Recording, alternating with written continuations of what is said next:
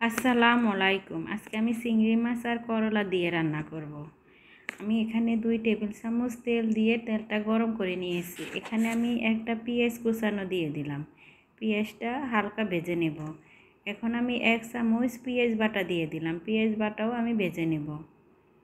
আমার পেঁয়াজ ভাজা হয়ে গেছে। এখন আমি 1 চামচ আদা রসুন বাটা দিয়ে দিলাম।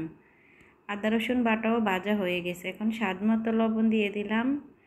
1 চামচ হলুদের গুঁড়া, 1 চামচ মরিচের গুঁড়া, 1 চামচ ধনিয়ার গুঁড়া, 1 চামচ জিরার গুঁড়া দিয়ে আমি মশলাটাকে ভালো করে কষিয়ে নেব।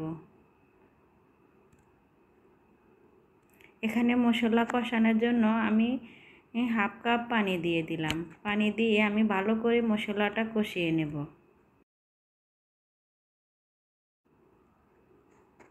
আমার মশলা কষানো হয়ে গেছে। এখন আমি চিংড়ি মাছটা দিয়ে দিব। চিংড়ি মাছটা দিয়ে মশলার সাথে ভালো করে কষিয়ে নেব।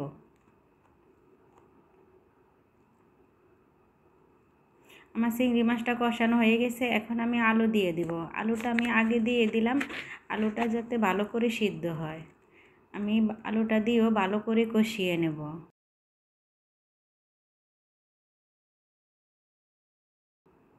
আমার আলুটা কষানো হয়ে গেছে। এখন আমি করলা দিয়ে দিব। করলাটা দিয়ে আমি ভালো করে কষিয়ে নেব।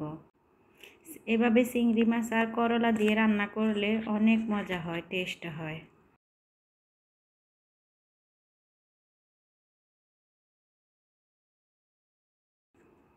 তরকারি যতই কষাবেন ততই স্বাদ হয়।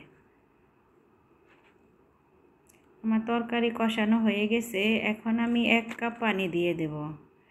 আমি পানিটা দিয়ে আমি ঢেকে দেব, দিয়ে আমি ভালো করে তরকারিটা রান্না করে নেব।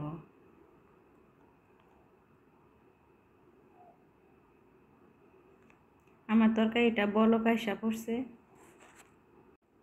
তরকারির স্বাদ ডিপেন্ড করে তরকারির কালারের উপরে। তরকারির কালার সুন্দর হইলে ওই তরকারির স্বাদ হয়। আমার তরকারি কালারটা দেখেন কত সুন্দর হয়েছে। এখনই বোঝা যাবে তরকারিটা ভালো হয়েছে কিনা। আপনারা যদি সামনে থাকতেন আপনাদেরকে খাওয়াই দেখাইতাম যে তরকারিটা কেমন হয়েছে।